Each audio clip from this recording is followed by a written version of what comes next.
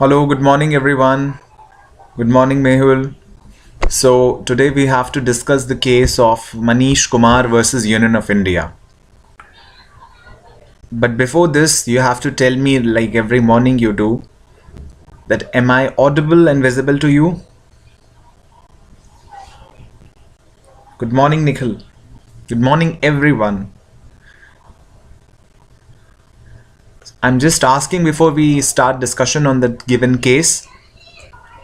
I'm asking like I do every morning that am I audible and visible to you clearly?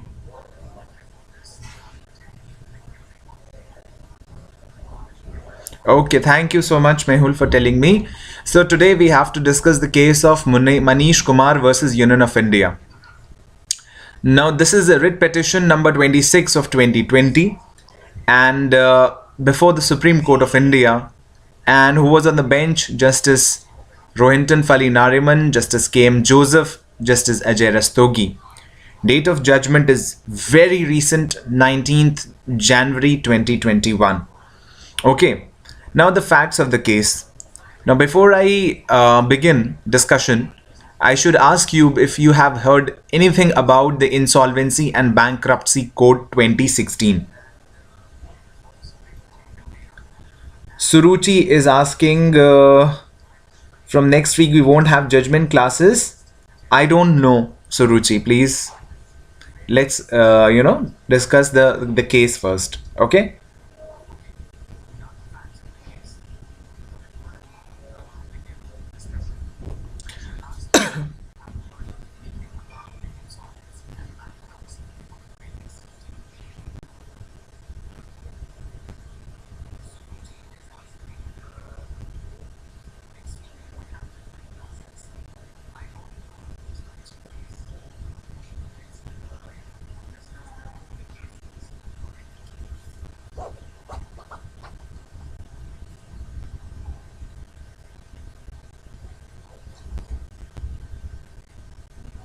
Ankita is saying the benches are wrongly mentioned, like the names on the bench.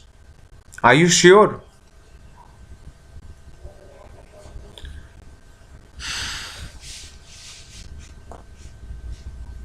Are you sure, Ankita? Have you checked this out? Okay, so tell me what I have asked.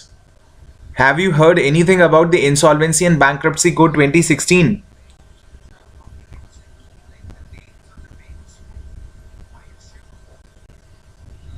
Like in place of Ajay Rastogi, it has to be Naveen Sinha, right?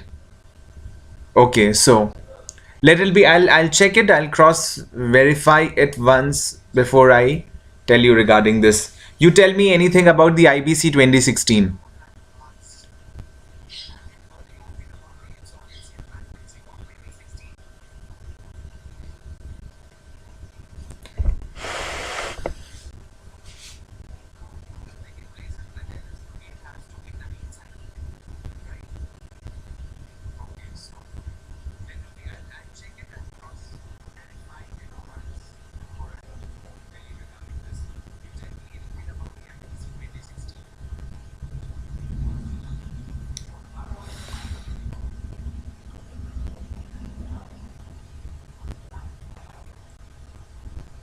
If you haven't heard about it, just say no.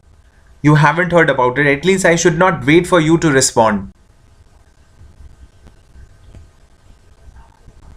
Okay, so the petitioner filed their case in the Supreme Court of India under Article 32 of the Indian Constitution. Okay, Article 32 of the Indian Constitution is filed whenever and wherever there is a violation of the fundamental right of an individual. Okay, so a person approaches the Supreme Court under Article 32 of the Indian Constitution only and only whenever and wherever there is a violation of fundamental right of the individual or of the petitioner. Here the question is that the Insolvency and Bankruptcy Code 2016, although I cannot tell you anything in much detail about the Insolvency and Bankruptcy Code, but at least I want you to have a little idea about it. What is insolvency and what is bankruptcy? Insolvency is simply, when a person turns insolvent, when he is unable to repay the debts he owns. Okay, he turns insolvent. Bankrupt is that he has completely gone out of funds. Like, these are very simple layman definitions, and you and at least I cannot understand beyond than this. If I am going to couch these definitions and jargons, either me or else, or perhaps you won't be able to get it at all. So it's better to simplify it and put it in the simpler terms. Like, it can't be simpler. So the Insolvency and Bankruptcy Code, yes, exactly, problem. It is for resolving insolvencies. It is for resolving insolvencies. Like, when a person turns insolvent, what resolution process has to be adopted and how? Who is going to be held liable and who is going to face the music? Then Soma Sundaram says that the bench is correct here. Ankita and Soma Sundaram, please stop this discussion now. And that's not our concern here. That shouldn't be the concern. These things they happen. Okay, so the facts of the case. The petitioners filed their case in the Supreme Court of India under Article 32 of the Indian Constitution because this petition challenged the constitutional validity of the recent amendment which are made in the Insolvency and Bankruptcy Code 2016. Section 3, 4 and 10 of the Insolvency and Bankruptcy Code Amendment Act 2020 are being challenged. There are certain amendments which are made by virtue of Insolvency and Bankruptcy Code Amendment Act 2020, and these sections, these impugned sections, are being challenged here. The constitutional validity is being put into question. Okay, so here comes so many answers. Baat jazbaat ho tum says for the time bound settlements of insolvency, like what a financial creditor has to do if the debtor has turned insolvent completely. Okay, what the resolution process has to be adopted, which resolution process, how and what kind of resolution process has to be adopted by, So all these things are laid down under the Insolvency and Bankruptcy Code 2016. Now Mehul says the government implemented the Insolvency and Bankruptcy Code to consolidate all laws related to insolvency and bankruptcy and to tackle non-performing assets. What is a non-performing asset, Mehul? I just want you to, have a little idea about it. What is a non-performing asset?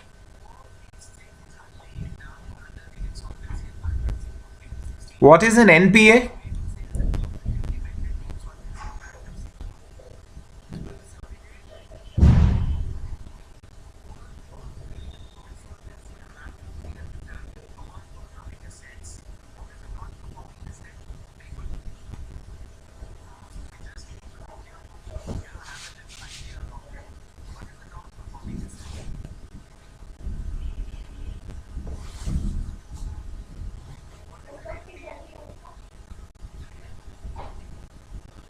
What is an NPA? What is a non-performing asset?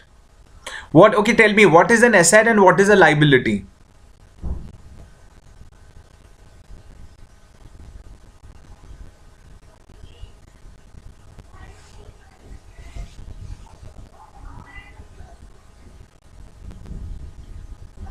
Exactly. Baat jazbaat ho tum says that does not yield any income.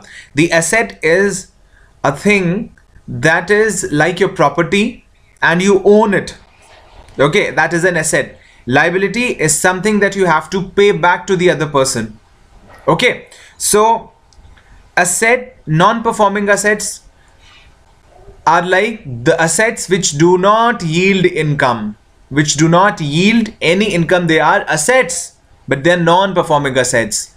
And I must tell you at this point that if you have lent money to someone, to a person, and the other person, like you are the creditor, the other person is the debtor turns insolvent or he is unable to repay the money back to you, then in that case, what will you be able to do? Your loan, the loan that you give. For example, if you are giving me, you are the financial creditor, I am the debtor. You are giving me a loan. You are giving me the loan. Okay. So there are so many comments. Mehul says, I don't remember it exactly. Mohammad Riaz, is loan advanced? Yes. Mehul says, assets add value to your company and increase your company's equity, while liabilities decrease your company's value and equity. That's very right, Mehul. Very right. Mohammad Riaz is also right, telling about the loans advanced. Suruchi says, asset from where we get profit and liability. Exactly. And liability is a burden. Ankita says, assets which not in use, right? Baat Jazbat says, assets are what a company owns and liabilities and are what company owes. Exactly.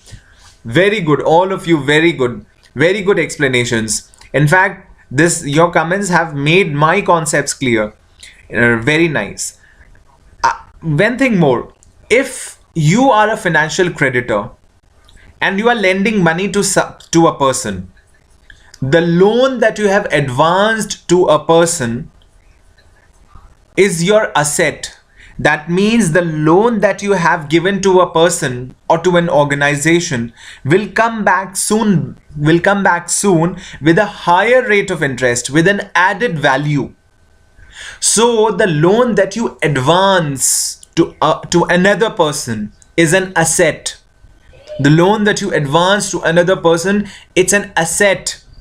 And the person who takes the loan, यानी कि जो debtor होता है, the debtor who owns it, like who takes the loan from you, that loan for him will be a liability, not an asset. So the person who is lending the money, this lent money becomes an asset, while the person who takes the money on loan, okay, that money is liability for him. Okay, assets are those important, assets. You have understood, all the definitions are here in front of us. Assets yield income. So if you have advanced loan, if you have lent money to someone, that money is going to come back at a higher rate of interest with an added value. So that functions like an asset. But if the other person to whom you lent the money, the debtor, if he turns insolvent, the same loan amount becomes a non-performing asset. Because in such case, it becomes difficult for the money that you advance to come back, especially with an added value. So it becomes a non-performing asset. It might come in different ways, but it will not yield the income as it would have been in a case had the debtor not been turned insolvent or bankrupt. Understood? So this is a very little idea, a very minuscule idea about the Insolvency and Bankruptcy Code 2016. Okay, the petitioners have filed their case in the Supreme Court of India under Article 32 of the Indian Constitution, Section 3, 4 and 10 of the IBC Amendment Act 2020 are being challenged. Section 3 of the challenged modification modifies Section 7.1 of the Bankruptcy and Insolvency Code of 2016. What does Section 7.1 says? Section 7.1. A financial creditor. Now, Section 7 is about the initiation of corporate insolvency resolution process by financial creditor. Initiation of corporate insolvency resolution process by financial creditor. 7.1 is a financial creditor, either by itself or jointly with other financial creditors or any other person on behalf of the financial creditor, as may be notified by the central government, may file an application for initiating corporate insolvency resolution process against a corporate debtor before the adjudicating authority when a default has occurred. This is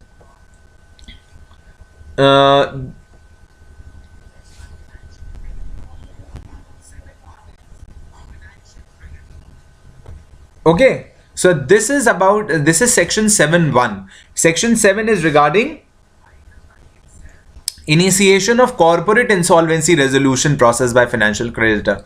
How the corporate insolvency resolution process has to be initiated by financial creditor. Financial creditor is the person who has already lent the money and he wants the debtor to repay back the money, but the debtor has already turned insolvent. Then corporate insolvency resolution process has to be initiated. Now how it has to be initiated? It's there under section 7, and clause 1 of section 7 says a financial creditor, either by itself or jointly with other financial creditors or any other person on behalf of the financial creditor as may be notified by the central government, may file an application for initiating corporate insolvency resolution process against a corporate debtor before the adjudicating authority when a default has occurred. Whenever there is a default in the payment of money, and whenever this asset turns into a non-performing asset, then the person concerned, the financial creditor, may file an application for initiating a corporate insolvency resolution process against the corporate debtor. Like the person who has already taken the money from the corporate is the corporate debtor,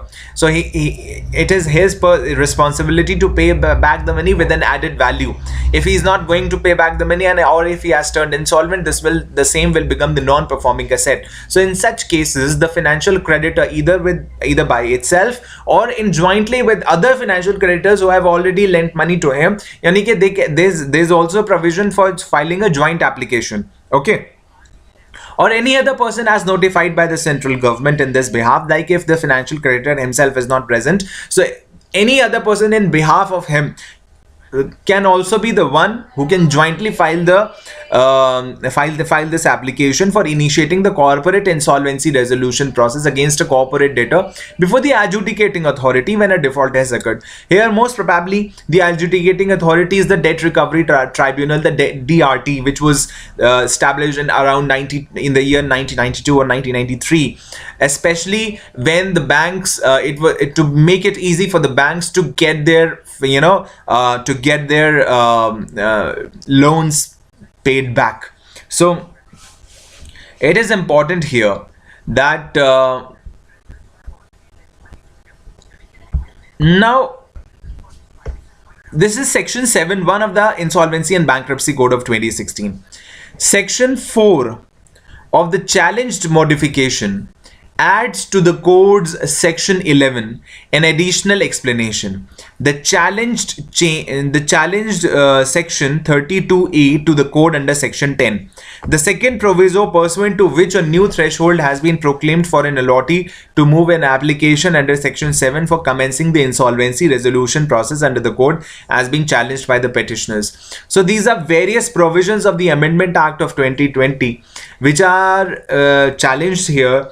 And like there's one proviso, there are some other sections also.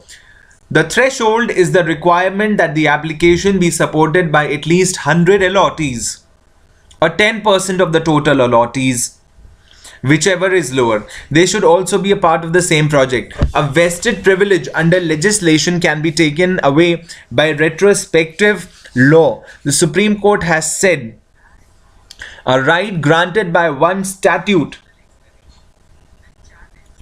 okay, a right granted by one statute can be revoked by another.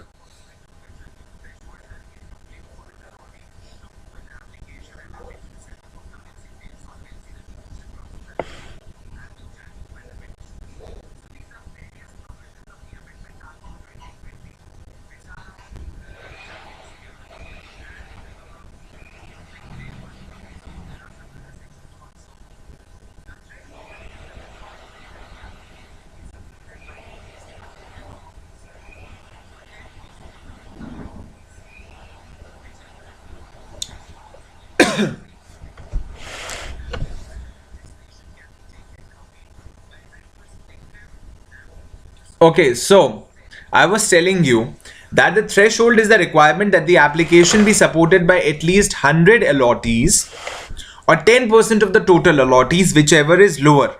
They should also be part of the same project. A vested privilege under a legislation can be taken away by a retrospective law. The Supreme Court has said. Retrospective law. What is retrospective law? What is a retrospective law?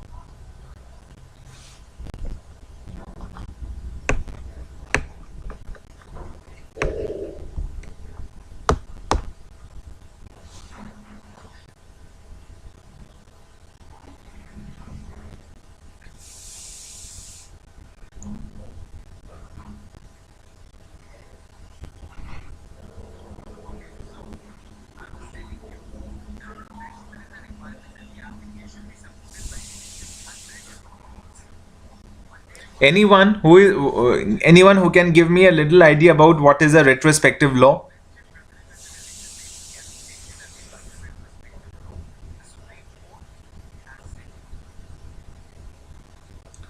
Okay, that has effect from the back date. Yes, Badadam, right.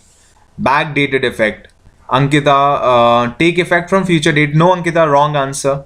Mehul, a retrospective law is one which reaches back and gives to a prior transaction some different legal effect from that which it had under the law when it took place. Very good, Mehul. Archit Rai, which has the effect on past dates. Prablin, which has effect on the past. Good. Archit, dated judgments. Okay. Now, can we have any law in this country with a retrospective effect?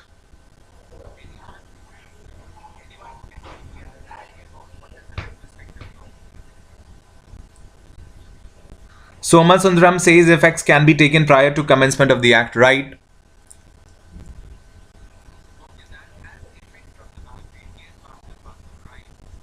Which applies to the past. I'm asking, can we have in India any law to be enforced or applicable with a retrospective effect? Can we have it or not?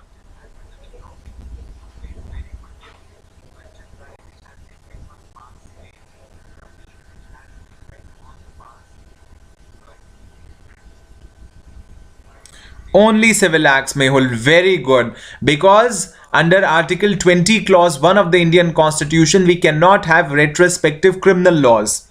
Okay. Retrospective criminal laws means we already have a fundamental right of protection against ex post facto laws. What is an ex post facto law? A criminal law with a retrospective effect.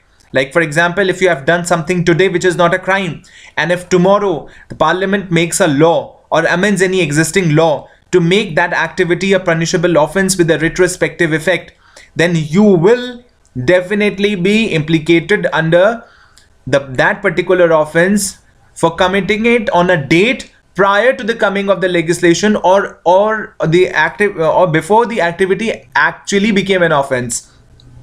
Okay, so we cannot have retrospective criminal laws in this country, but civil cases can be retrospective in nature. Okay, a government can impose taxes and can collect areas of taxes from a preceding date, from the back date, but the they cannot be any retrospective criminal law because that is ex post facto law. Okay, right. Here we are talking about the commercial law. So a vested privilege under a legislation can be taken away by a retrospective law, the Supreme Court said. You know, if there is a vested privilege which is given to a particular class or community, so that vested privilege can be taken away with a retrospective effect. Okay, this is what the Supreme Court said. Because there was some privilege, okay, given to a section. Now this vested privilege under a legislation can be taken away by a retrospective law. A right granted by one statute can be revoked by another. The Supreme Court cannot overlook the fact that such a statute has sparked a lot of public interest. The sheer number of applications that grew together with the potential outcomes cannot be dismissed as an unreasonable or arbitrary factor that influenced the lawmaking process. Okay. Now here comes the issue. Like the threshold is the requirement that the application be supported by at least 100 allottees or 10% of the total allottees, whichever is lower. Okay, now if the financial creditor is moving an application under section 7 of the IBC 2016 for initiating the corporate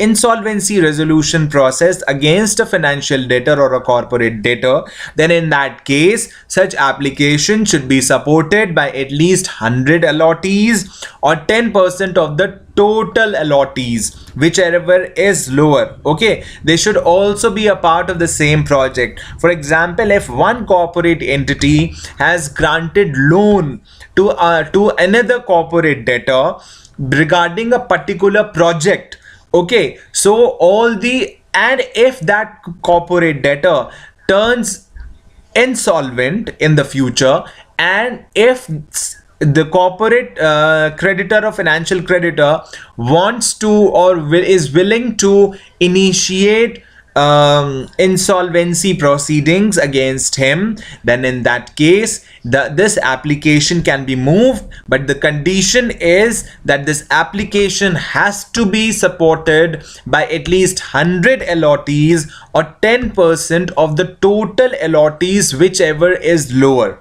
Okay, whichever is lower. So this is important here. They should also be a part of the same project. A vested privilege under a legislation can be taken away by a retrospective law, the Supreme Court has said. A right granted by one statute can be revoked by another. The Supreme Court cannot overlook the fact that such a statute sparked a lot of public interest. The sheer number of applications that grew, together with the potential outcomes, cannot be dismissed as an unreasonable or arbitrary factor that influenced the lawmaking process. We have the following position on the compelled withdrawal under the third proviso of the current applications. Once the legislature decided that the pending applications had to meet the threshold criteria, the repercussions for failing to do so had to be established. Otherwise, utter doubt would have resulted and the application would have been treated in an obviously arbitrary manner. Okay, so in order to remove the scope of every sort of arbitrariness, the legislature decided that the pending applications had to meet the threshold criteria. The repercussions for failing to do so had to be established. Otherwise, utter doubt would have resulted and the application would have been treated in an obviously arbitrary manner. Okay. See, Baad Jazwatutum is asking me to repeat this 100 allottees point. See, 100 allottees should be the should support this application which the financial creditor wants to move against the corporate debtor for initiating the corporate insolvency resolution process. This application by the financial creditor cannot be moved directly without any support. And most importantly, if the corporate debtor belongs to is a debtor with regard to one particular project of the corporate entity, of the entire corporate entity, and the corporate creditor or the financial creditor has granted him the money with regard to one particular project, then while moving the application, all the 100 allottees or the 10% of the total allottees should be from the same project only. You cannot bring allottees from another project and make them the party to this application. If you want this application to move in a hassle-free manner, you would want all the 100 allottees or the 10% of the total allottees from the same project from which the financial creditor granted the loan to the corporate debtor. Also, the corporate debtor belongs to the same project and took the loan regarding the same project, and all these things. So have you understood? Now, this is the threshold criteria. The legislature decided to, decided that the pending applications had to meet the threshold criteria. The repercussions for failing to do so had to be established. Like, no application can be moved without the support of 100 allottees or 10% of the total allottees. Otherwise, utter doubt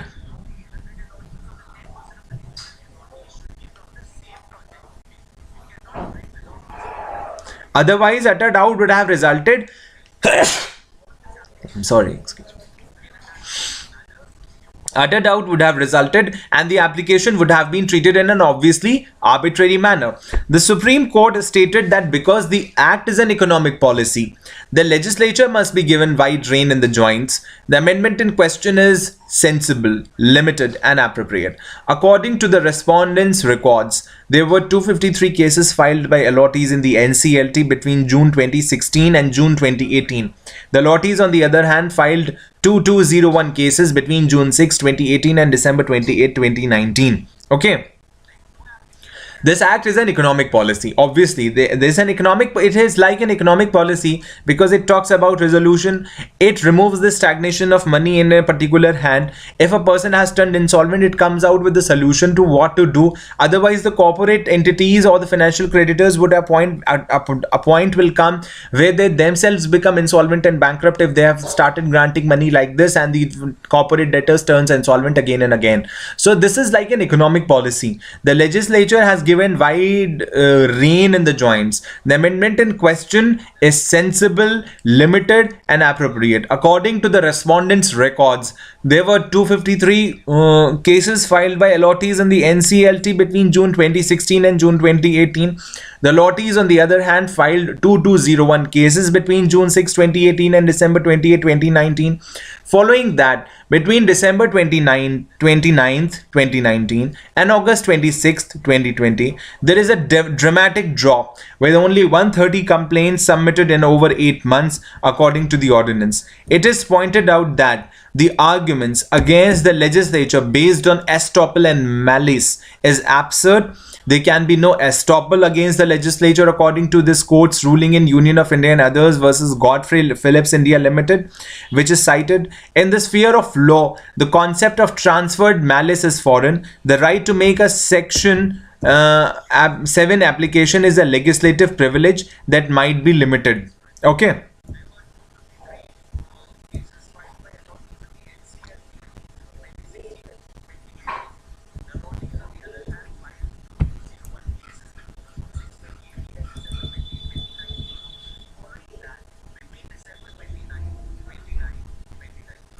Now, let us come across the issues whether Section 3, 4, 10 of the Insolvency Bankruptcy Code Amendment Act 2020 are constitutionally valid. Okay, are constitutionally valid. Laws applied. Article 32 of the Constitution of India, Section 7(1) of the IPC, Section 11 of the IBC,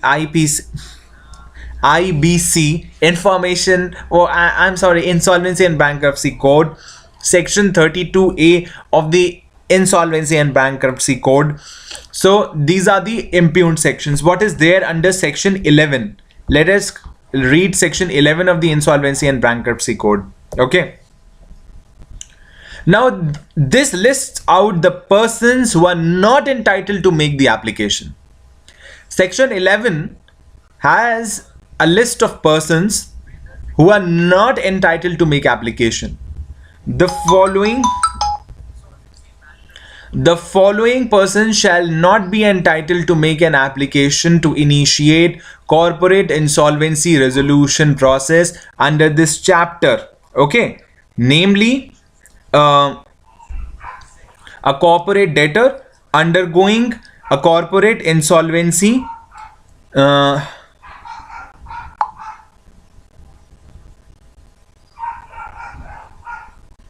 corporate debtor undergoing a corporate insolvency resolution process, or a pre-packaged insolvency resolution process. Okay, or a financial creditor or an operational creditor of a corporate debtor undergoing a pre-packaged insolvency resolution process, or a corporate debtor having completed corporate insolvency resolution process 12 months preceding the date of the making of the application, or a corporate debtor in respect of whom a resolution plan has been approved under Chapter 3A 12 months preceding the date of making the application, or a corporate debtor or a financial creditor who has violated any of the terms of resolution plan which was approved 12 months before the date of making of an application under this chapter, or a corporate debtor in respect of whom a liquidation order has been made. Okay, now these are like different kinds of corporate debtors who are not entitled to make an application. Not entitled to make an application. Now let us read section 32A of the Insolvency and Bankruptcy Code 2016. Okay, now what is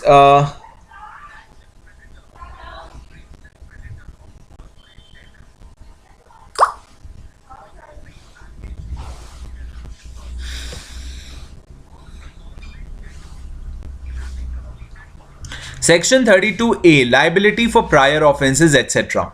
32A is, notwithstanding anything to the contrary contained in this code or any other law for the time being in force, the liability of a corporate debtor for an offence committed prior to the commencement of the corporate insolvency resolution process shall cease, and the corporate debtor shall not be prosecuted for such an offence from the date the resolution plan has been approved by the adjudicating authority under section 31, if the resolution plan results in the change in the management or control of the corporate debtor to a person who was not.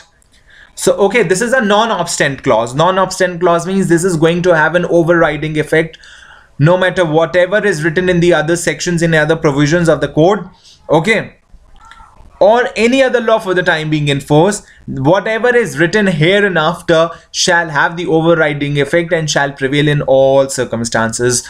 So, notwithstanding anything to the contrary contained in this code or any other law for the time being in force, the liability of a corporate debtor for an offence committed prior to the commencement of the corporate insolvency resolution process shall cease. Okay. The liability shall cease whenever, okay, and the corporate debtor shall not be prosecuted. The liability shall cease if he has committed any offense and there is simultaneously the commencement of the corporate insolvency resolution process by moving an application under section 7, then his liability will cease right there and he shall not be prosecuted for such an offense from the date the resolution plan has been approved. From the date when the resolution plan has been approved by the adjudicating authority like the NCLT under section 31.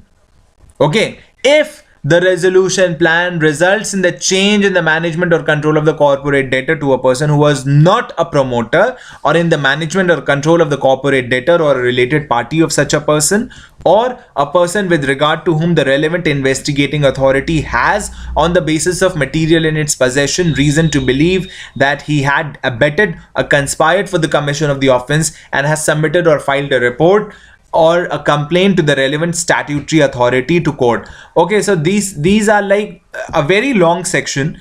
Okay, so these are the sections which are involved here. Now let us read the contentions made by the petitioner, because the petitioner contends that these amendments and these new sections, they tend to violate fundamental right, okay, of the petitioners. Ankita, the Insolvency and Bankruptcy Code is from the year 2016 and the Amendment Act is from the year 2020. You should clear these points before I start my lecture. Okay, and I do it right in the beginning of my lecture every day. Contentions made by the petitioners. The petitioners argued that the second proviso to section 7(1) of the code was unreasonable, arbitrary and irrational, that it went against the Indian Constitution and that it infringed on fundamental human rights. The modifications, it was argued, resulted in hostile discrimination between the petitioners and other financial creditors with no discernible distinction. The petitioners claimed that the First Amendment was unworkable due to an information asymmetry. There was also a claim that there was no method for exchanging and making information on allotee data available. If the aforementioned proviso is upheld, The petitioners say they will effectively fall outside the scope of a financial creditor and will have a worse status than an operational creditor.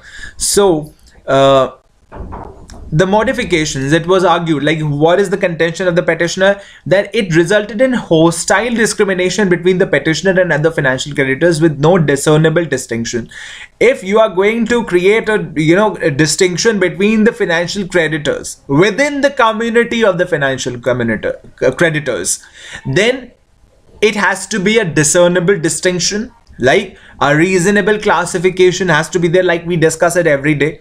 The petitioners claim that the First Amendment was unworkable due to an information asymmetry. There was also a claim that there was no method for exchanging and making information on allottee data available. If the aforementioned proviso is upheld, the petitioners say they will effectively fall outside the scope of a financial creditor and will have a worse status than an operational creditor. Okay, what is the allottee? It becomes really difficult to collect the allottee data, right? If the aforementioned provisos upheld, the petitioners say they will effectively fall outside the scope of a financial creditor and will have a worse status than an operational creditor.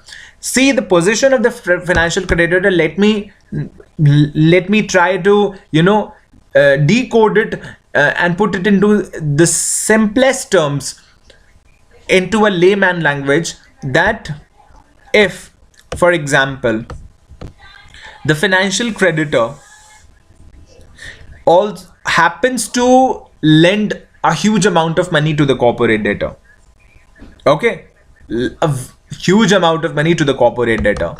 The corporate debtor turns insolvent and turns bankrupt. He is unable to pay back the money. Then in that case, what's going to happen? What's going to happen in this case?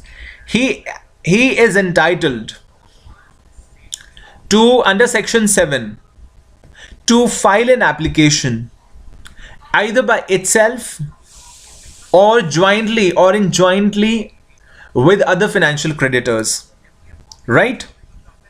But this vested interest, the Supreme Court said, can be taken away by a retrospective civil law, right? And therefore, all the pending applications as well as all the applications which are about to come in the future, they will have to qualify the threshold of at least with the support of 100 allottees or 10% of the total allottees who belong to the same project regarding which the money was granted. In such a case, to collect the data regarding the allottees becomes difficult. Creating information becomes difficult. Okay. So if the aforementioned proviso is upheld, the petitioners say they will effectively fall outside the scope of a financial creditor and will have a worse status than an operational creditor. Now, contentions made by the respondents. The respondents, on the other hand, countered that the Amendment Act was completely lawful and that it was part of an economic measure. The respondents also claimed that the Amendment Act was enacted to avoid filing of multiple procedures and to relieve the load of outstanding cases before already overcrowded adjudicating agencies. Okay. The respondents, on the other hand, countered that the Amendment Act was completely lawful. Completely lawful, it was an economic measure, okay, and it was enacted to avoid filing of multiple procedures. Like, why do you have to file multiple procedures when all the allottees are already financially interested, because somehow or the other their money was also part of the money which was lent, okay. So before multiple applications and multiple procedures are multiple applications are filed and multiple procedures are initiated against the same person regarding the same thing, so it is better that one application can be moved with the support of 100 allottees or the 10% of the total allottees, and to relieve the load of outstanding cases before already overcrowded adjudicating agencies. Okay. Right.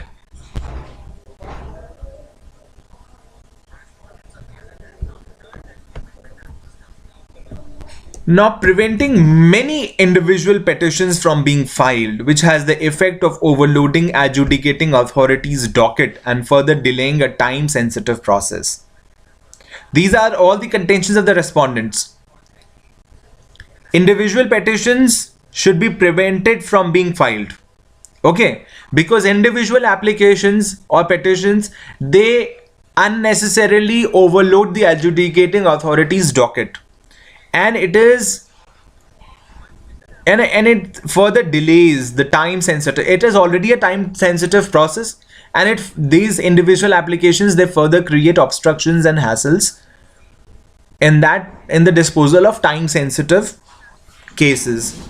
Protecting the interest of hundreds if not thousands of allottees who may object to a single home application. Okay, protecting the interest of hundreds if not thousands of allottees who may object to a single home application. In the case of allottees, the availability of remedies under RERA to members of the subclass. Okay, finally, the procedure becomes smoother and more cost effective. Unnecessary financial bleeding of the already struggling business debtor is avoided. Unnecessary financial bleeding of the already struggling business debtor is avoided. Okay. Now, judgment of the court. First Amendment. The bench, which included Justice R.F. Nariman, N. Sinha, and K.M. Joseph, stated that if there is a default against one application and the corporate insolvency resolution process of the corporate debtor fails, liquidation would begin, which is not the court's goal. If a single allottee is permitted to file a Section 7 application, the interest of all other allottees could be jeopardized, putting the entire project at risk. Okay.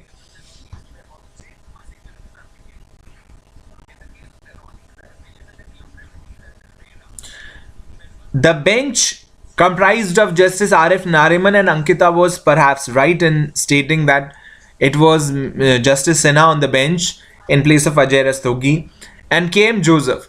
These judges stated that if there is a default against one application and the corporate insolvency resolution process of the corporate debtor fails, liquidation would begin, which is not the court's goal. Okay. Right. If a single allottee is permitted to file a Section 7 application, the interest of all other allottees could be jeopardized, putting the entire project at risk. So this is really very technical. I'm trying to decode this paragraph, that the object of the court is not the liquidation. Okay. The object of the court is not the liquidation. For example, by default, if the corporate insolvency resolution process fails, then in that case liquidation would begin. So we really don't want. And also, if one allottee is every single allottee is given this authority or liberty to file the application individually, what about the interest of all other allottees? Okay, because the judgment will relieve only one allottee against all others. So it is better to include all the allottees together jointly in one single application. The court held that the rationale behind the First Amendment is to promote the object of the code and streamline the working of the code, and that the minimum threshold of allottees suffering the same fate under the same real estate project coming together to jointly file a Section 7 application is arbitrary and practical. One of the petitioners has stated that the Amendment Act's minimal criterion should not be restricted to a single real estate project, but should apply to all projects carried out or developed by a promoter. The applicant's work would be made more difficult according to the Supreme Court.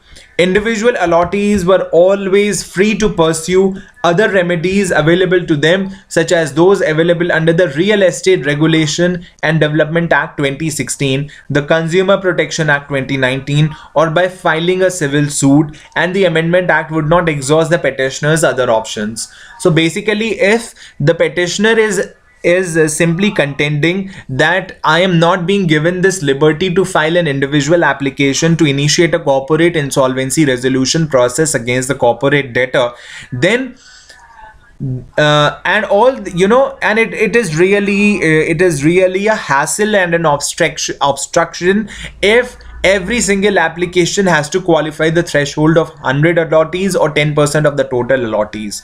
But the Supreme Court said that we cannot really buy the petitioner's arguments here in this case, because it's really important to protect the interest of all the other allottees. If we are going to allow one single application would only relieve one allottee, and it will be really difficult to relieve one allottee only against all other allottees, leaving behind all other allottees. We can't really act so moto on regarding the financial interest of all other allottees, right?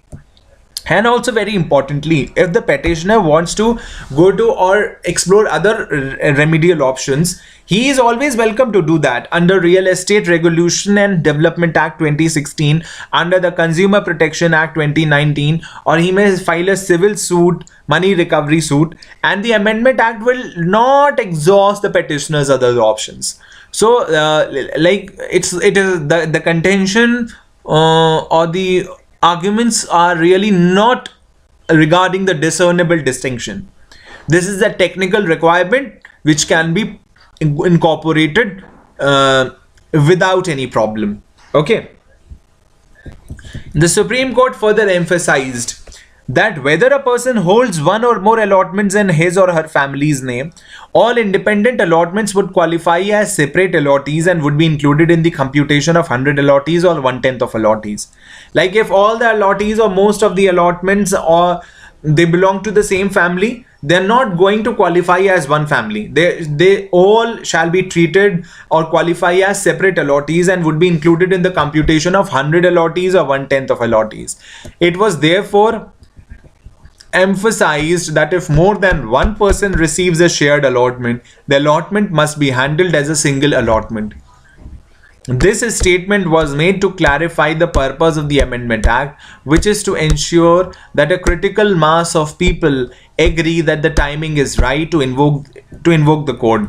In response to the contention that each allottee's default date was different, the Supreme Court held that any number of applicants could file a Section 7 application even if no money was owed to them, as long as they were financial creditors and the default was in the amount of 1 crore, even if the 1 crore amount was owed to none of the applicants but to other financial creditor.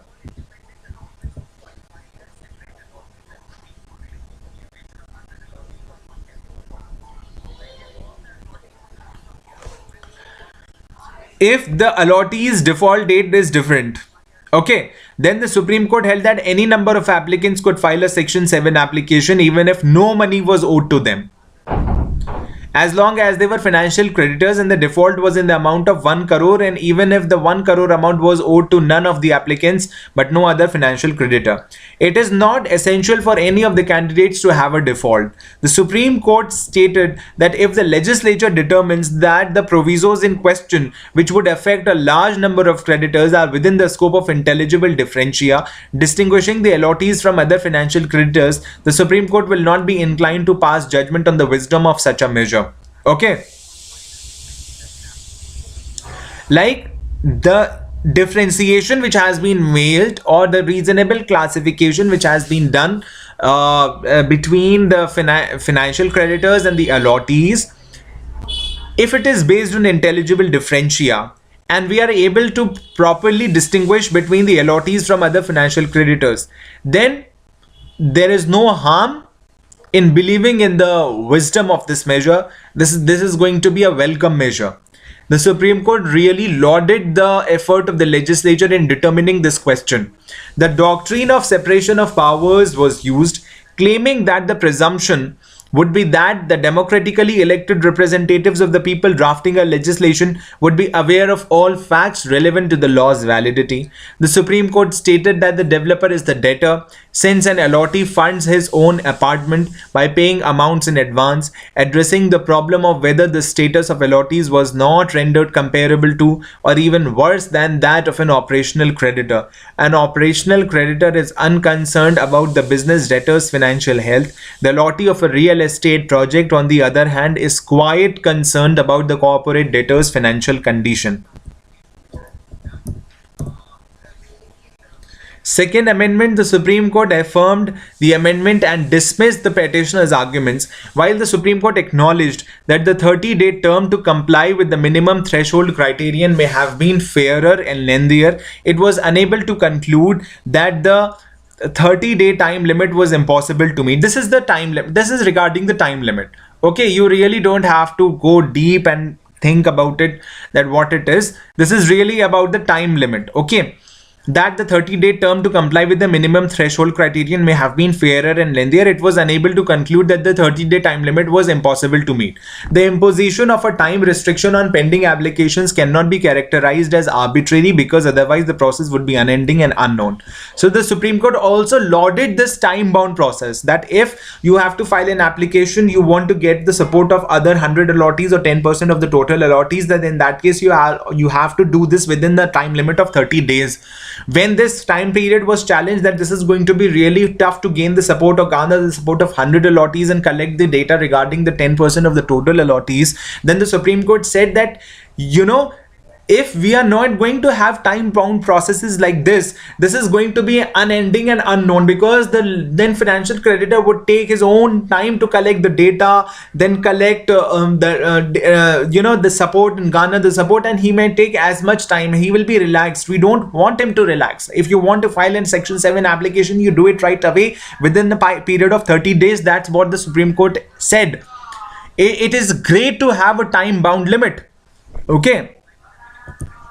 Furthermore, the proposed applicant's withdrawal, as required by the court, will not prevent the invocation of the same default and refiling of the application. In conclusion, the Supreme Court maintained the provisos on the grounds that they met the litmus test for being justified as reasonable classification established in furtherance of the court's goals, and that the case was not one of incomprehensible differentiation. Okay. So if you have any question regarding this, you're most welcome to ask, please. This is a bit technical, not a bit technical, in fact, rather very technical thing. And this requires lot of effort in decoding everything which is couched in the jargons.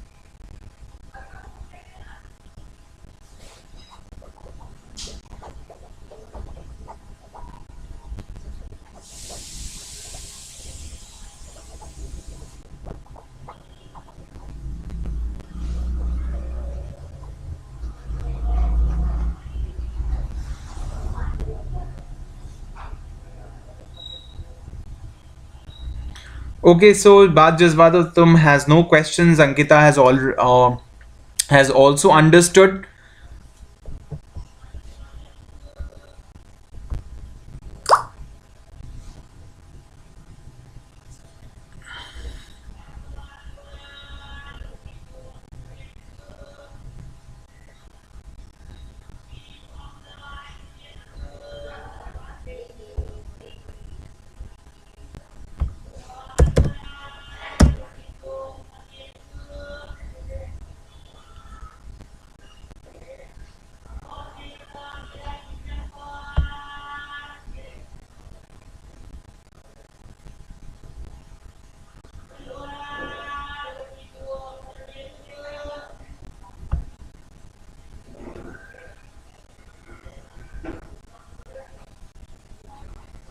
Any question?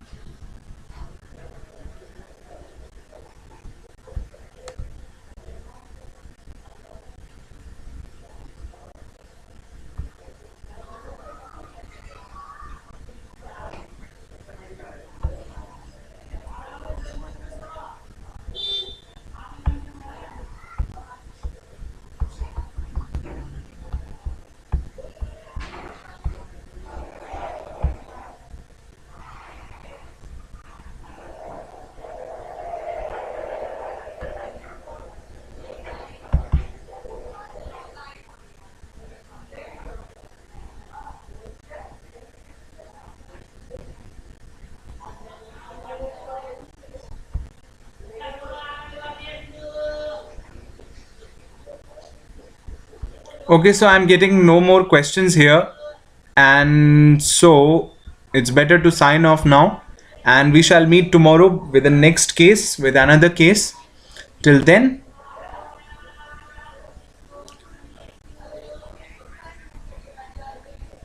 bye bye.